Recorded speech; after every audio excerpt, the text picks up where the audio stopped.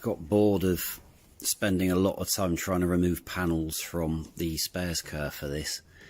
So I thought I'd have a bit of a go at the roof, and alas, it's actually worse than I thought. And although I was kind of hoping it had corroded from inside or outside in, it has done exactly the same as Dad's, and it's actually the little support brace under here is corroded and has corroded up through the roof. That I'm not particularly happy with.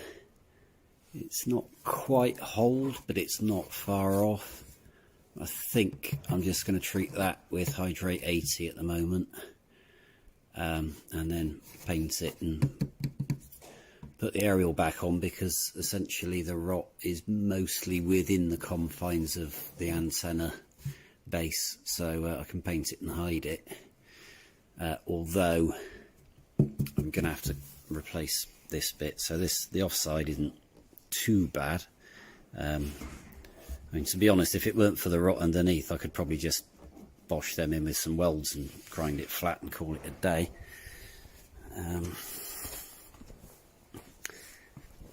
This side, however, is a bit, you can actually see the roof panel's gone completely, and you can see the rot in the little cross member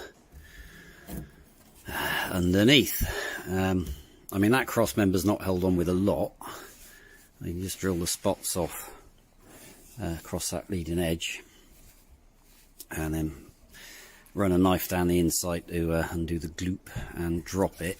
Had never seen another BX corrode here until my mate John Wood sent me some photos of a BX that he's breaking, which has gone in the same place, which is weird. I mean, I've worked on a lot of these over a lot of years, and I've never seen, until now, and then suddenly there's two, I've never seen any go there.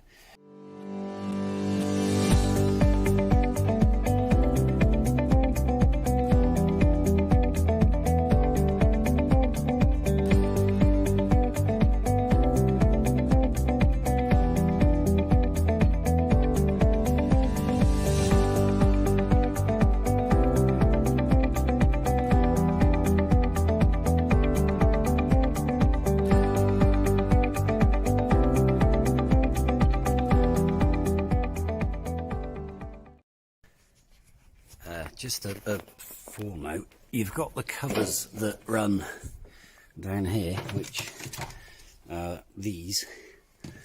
If you're doing this on your own, because you don't really want the hatch falling on your head, especially with the whale tail on it, they're quite heavy. To get the looms out, the looms run down that channel, and to get the covers off and the looms out, you need to drop the gas struts. So if you knock the pin out on one side, and then take that cover off, and then pull the loom out the way, then you can tuck the gas strut back in with a little pin on both sides, and then the hatch will stay up and not drop on your head whilst you're removing the looms, which I always find to be a bit of a bonus, because I've dropped one of these on my head before, and my foot, and well, it ruined your afternoon. So you've got all the clips and whatnot, and the little stops also that sit in there. You can take them off and leave them off. If you're taking it off, it doesn't matter. And you've got the screen wash tube that just pulls off, which then only really leaves you with the hinge pins, and they're quite easy. They've got little locating spring clip things, so you just tease them off, and then you've got like a little T-bar in there, and you just tap the buggers out. They go inwards, and then your hatch is free. You can't pull the looms from inside the car out because the plugs are too big to go through the hole, hence you've got to feed them out of the tailgate and into the car. I'm going to tuck that one in on this side because I'm working in that area.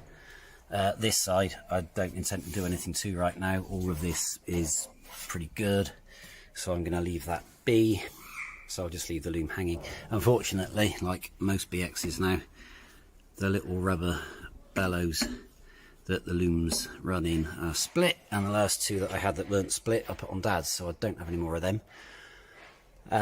Some people I know that have taken these off run what they call mouse wires through, so they attach a little wire to each wire as they pull it through the hatch, which makes putting it back in a lot easier. I've never bothered with that because I'm fucking hardcore, so I'm not going to bother with any of that. I'll do what I always do and just shove them back in and swear a lot. Oh, that side's missing the rubber grommet, so that's something to do. I know all of this looks fucked. It isn't. It's just cobwebs and shit. So the looms are zip tied around the top of the lock mechanism, so that zip tie's got to come off, and then it is literally just a case of unhooking all the looms and pulling them out. So we'll carry on with that.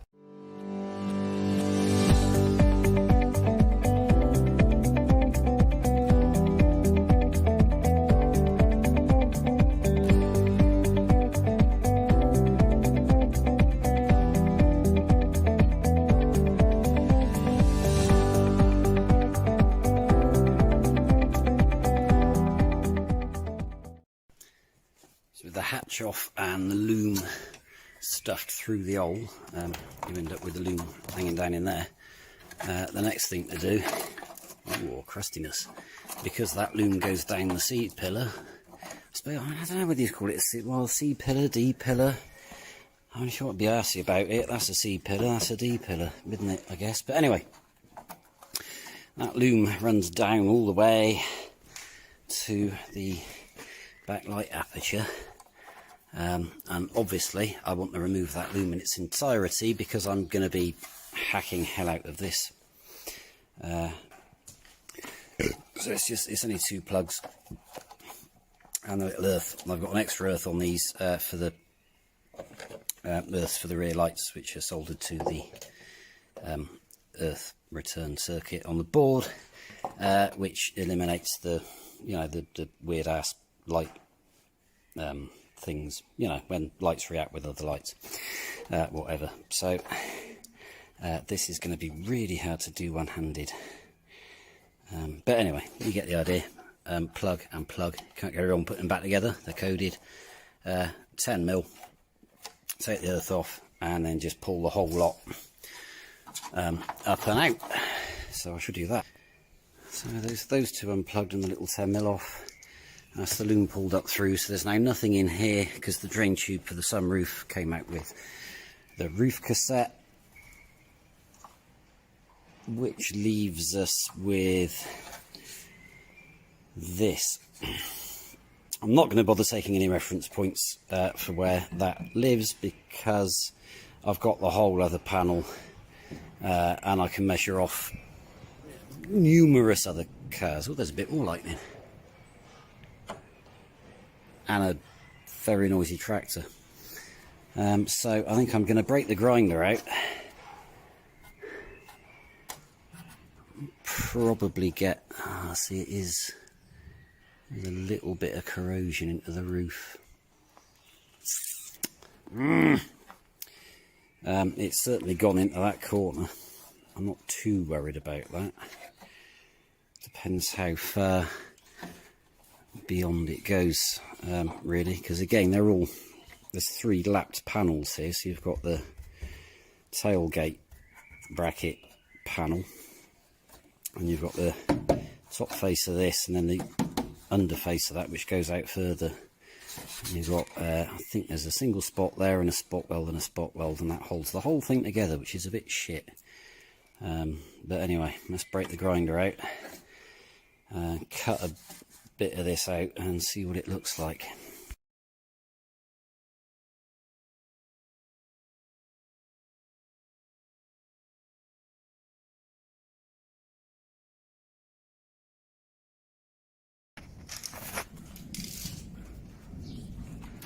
Bit more thunder. So actually not too bad. There's a lot of detritus in here. There's a lot of detritus in here. There's this bit down here, there's that bit there, and now we're getting hailstones. Woo. and it is looking at that. It's all pretty good up there. It's all really good on the inner face, which I'm not sure I'll be able to show you. Yeah, I can. Look at that. That's all really good. Actually, it's not that horrific. I still think I'm going to replace the entire inner structure right down to it actually spot welded around here, which is the drain channel panel thing. So I think I will replace the entirety of this, but I don't think I'll have to go into that. I might just treat that with some hydrate for now. Get the lower panel off complete around that corner, and then if I can unstitch this, lift it, weld this right into the corner, or replacement panel right into the corner, and that should, I think, be okay. Because I have friends, and yes, believe it or not, I do. Having mentioned previously that I'd killed my meat cleaver, my good mate Vanny, who anyone into BXs will know, check out his website at BX Project, probably .co.uk, might be .com, don't know, one or the other. But anyway, he sent me in the post via Amazon a new meat cleaver, so I'm currently quietly separating this D-pillar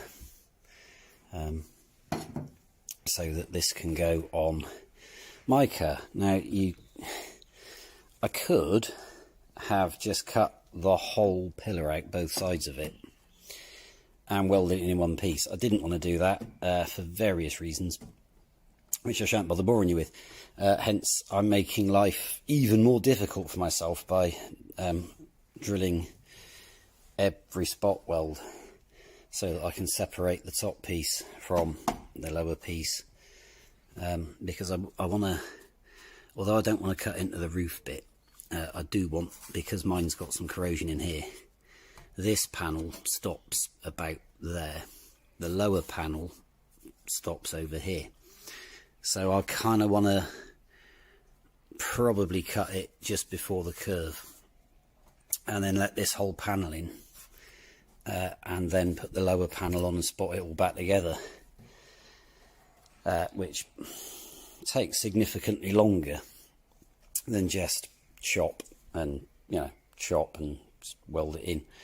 But yeah, there are reasons that I want to do it this way, which so far has taken more hours than is good for a human, but the meat cleaver should make life a bit quicker now. So I'll see how long this one lasts before I destroy it.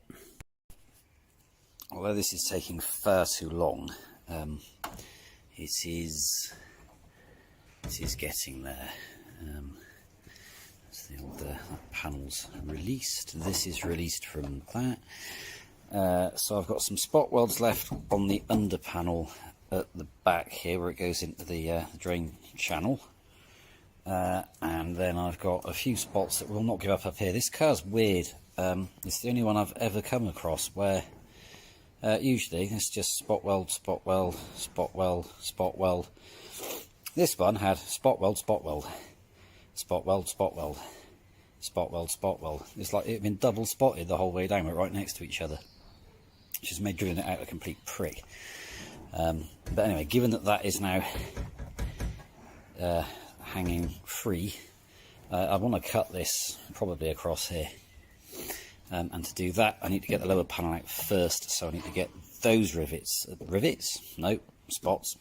I need to get the spot welds out the back so it's free floating at the back, and then choose at what point under here. And I could, like I said, as I said previously, go all the way up to where it's joined. I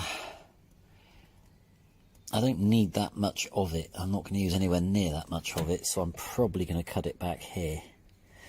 And then when that's out, I can get the grinder up from inside, hopefully without damaging the roof. Although it turns out this roof actually isn't quite as good as I thought. But anyway, and then cut this panel, yeah, probably across there.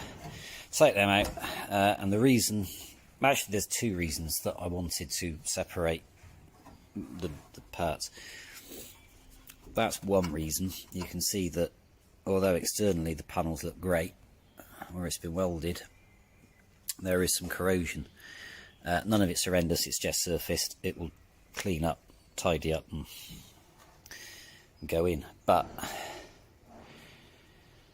you know, I wanted to get that out. Also, it means that I can fit the lower panel first and not weld any of it up here, so I can slide the outer panel in, but I can get it on the original spots down here and line it up at this end, and therefore yeah, it should be exactly where it should be, and everything will be perfect.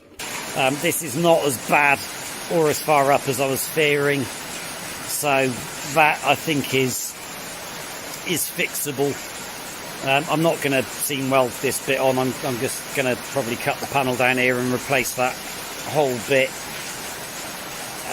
The lower panel, I was going to carry on up in, but you know what, I'm going to make life easy for myself, and I'll probably cut it through here and just replace that section right round the corner and draw the spots out here, and then that should make that, I can get all the rust out of here, that should make that a nice solid repair, and all should be well, and I think I can do that relatively quickly, and it should last. So it's one less thing to do when I do restore the car, but it means I don't have to do it now, which works for me for reasons. So I'm going to probably swim out of here at this rate, and yeah, that's the other. It is just starting to go along the back of the roof, but all of that feels pretty solid at the minute. So I think, again, clean it off, hydrate 80. I can paint this bit. You can actually see with the paint is not. I don't know if that's maybe the tailgate was too tight and rubbed it off or what, but I don't know. By the way, I think I can blend that in without having to go into the roof too much, so that's all well and good. So yeah, I'm going to go home because it's fucking horrible. So I'll see you in the next one. Cheers.